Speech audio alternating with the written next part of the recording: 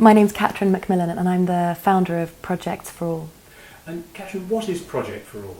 Projects for All is a UK and a US charity, and at the moment our main project is called Project Hello World.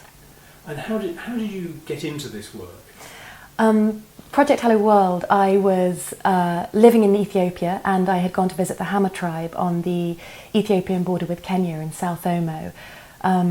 And there, as in so many communities that I'd lived with and visited across Africa, they had a school building that had been built for them by a philanthropist that had no resources, no teachers and no students. I think for me it was the catalyst to try and figure out how children could become autodidactic.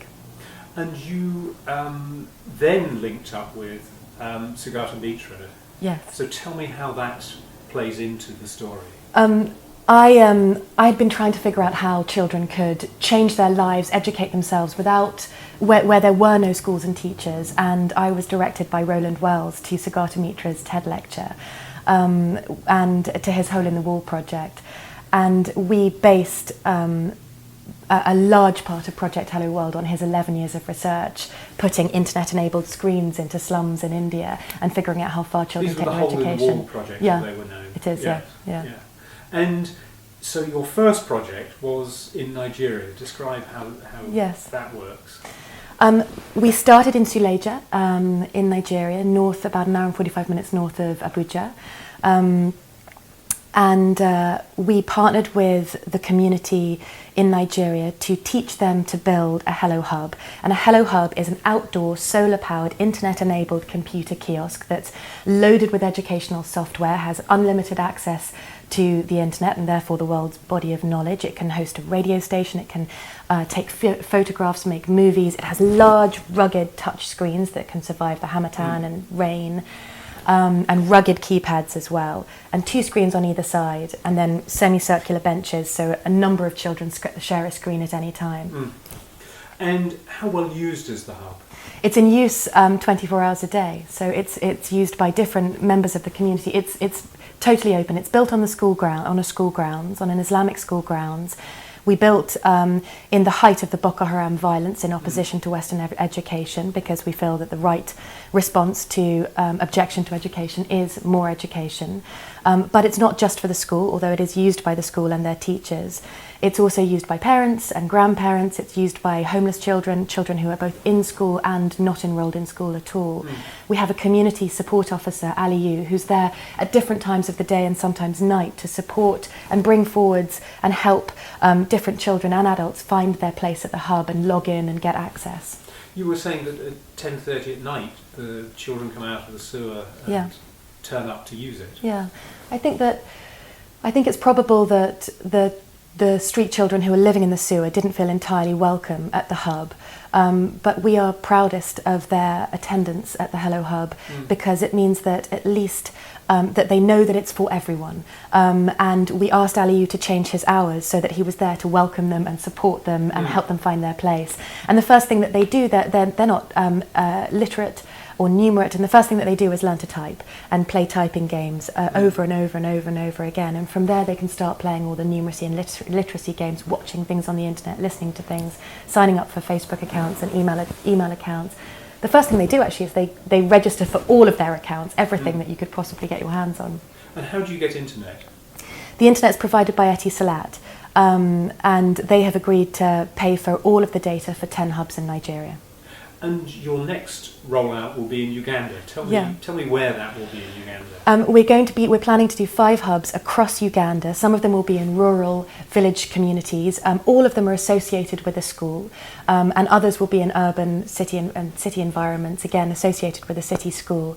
It's supported by Lessons for Life Foundation. And again, there, as everywhere, the Hello Hub will be built by the community, and that means that they'll know how to maintain it and repair it, to improve it, to program and code as well. And I think we'll quite soon see that the children are better coders and programmers than we are, I have no doubt. And you've looked at the behaviour from the original one that you built in Nigeria. What sorts of things are happening? What sorts of learning is going on? Well, one of the loveliest moments for me, I host the women's group that happens in tandem with the build, and a number of teachers attended the women's group. And I was trying to explain what the internet is before the Hello Hub had been finished. So, and it's quite a difficult concept to explain if you we feel like we've always had it. And eventually a teacher raised her hand and said, "This internet, does it have lesson plans?" And so I got online and pulled up a whole load of lesson plans that related to her area of teaching. And she was quite tearful and quite overwhelmed. And when she came up for air, she said, "For 15 years, I have been teaching without any resources in my classroom." So teachers are using it to download lesson plans. They're also hosting classes at the hub because the screens are large and there's a bench and you can stand and sit around it. Mothers primarily use the hub to look up family health issues. The children are primarily using it for literacy and numeracy. So they're going through the basics. It's interesting that when the internet has gone down on occasion, the adults immediately leave. It's Wi-Fi enabled, so if you've got a personal device, you can stand nearby and do whatever you like. But immediately all of the adults leave, and the children don't miss a beat. So they are far more than we expected using the educational resources that it can host and it's holding. They're often writing and typing in Word as well. And the research that Sugatamitra did in terms of the person who's actually doing, the person who's looking over the shoulder, the people who are kind of just big audiences. It showed that sharing a screen is really beneficial to education, to the educational process. So rather than being bent over a solo tablet or having your own laptop, it is beneficial to share a screen, partly because children show off in front of their friends, and they also guide each other and teach each other. It's lovely watching them become each other's teachers. So in general, there's a pilot, and he or she is controlling the screen and the keypad, and they have two co-pilots, one sitting on either side on the bench, who are saying, "Do this, do that, no, you're wrong, it's this one, it's the triangle, it's the yellow one." And behind them, there's an average at the Hello Hub of 18 children who are observing and watching, and sometimes shouting, but mostly watching. The pilot's learning the most, somewhere in the high 90s. And the co-pilot's learning or retention from the lesson that they did only drops a few percent. It's quite remarkable. But what's most amazing is that the observers, their learning only drops down into the 80s. It's really quite extraordinary. So even just observing children testing their skills at a piece of educational software or playing an educational game is beneficial. And it means that so many more children can have access.